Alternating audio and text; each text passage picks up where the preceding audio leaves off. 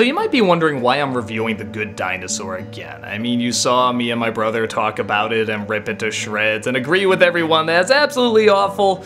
But you know, something about that didn't feel right. I couldn't explain it, just even though I was angry and I was laughing at it, something just felt a little off being so mean to it. So I decided to put it on and watch it again. And yeah, it's still not good, but I have to be honest, it's not as bad as I remember it. I think all the talks of production troubles and the high expectations I expect out of Pixar really threw me off balance, and when I look back on it, there is some stuff I actually think is okay.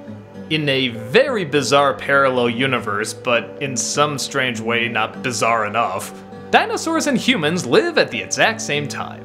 While one dinosaur family tries to build a home, a little brontosaurus loses his father. He has to journey a long distance to find his true home, and along the way he comes across a little cave boy, who acts more like a dog than an actual human. That's a funny idea.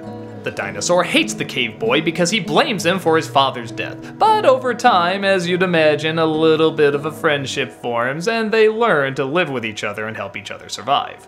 Along the way he comes across other dinosaurs, some strange, some even stranger in many ways, who try to get him home as the cave boy himself tries to figure out where his true home is. So yeah, it's already kind of an odd idea, but like I said, not one that's super crazy. I mean, okay, dinosaurs and people living at the same time. It's odd, but it's been done before in crazier ways, like in Dinosaurs and Flintstones and so forth. The meshing of ideas in this movie is about as unbalanced as, well, honestly, the backgrounds and the foregrounds of it.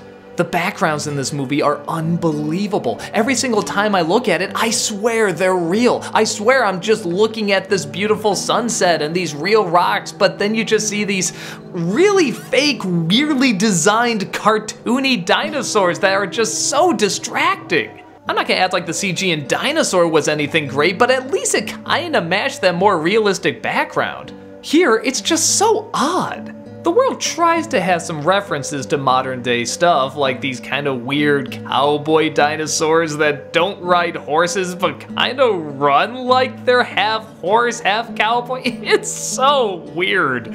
The young dinosaur gets really whiny really quick, and I don't think that's the actor's fault. Again, it's just not an especially well-written character.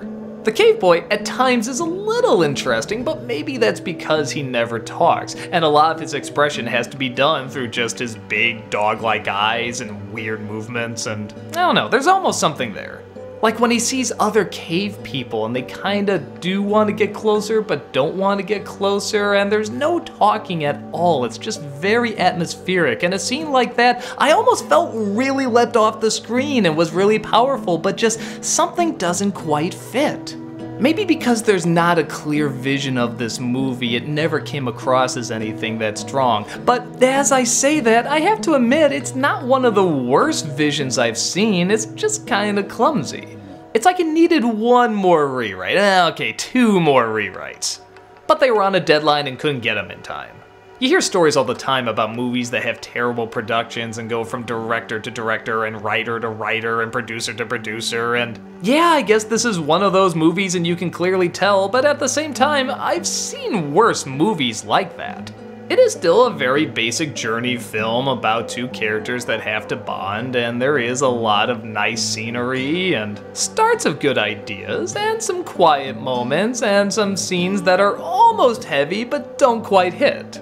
So yeah, it's not good, but I do feel a little bad that I was hating on it as much as I was before. Watching it again, there are definitely some positive elements, and the bad elements aren't as, I don't know, nerve-wracking as I let on.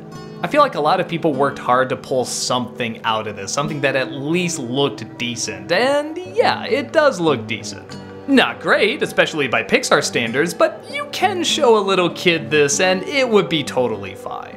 So I'll give it that. It's a totally fine little kids movie as long as you don't really think about it like you would most Pixar films.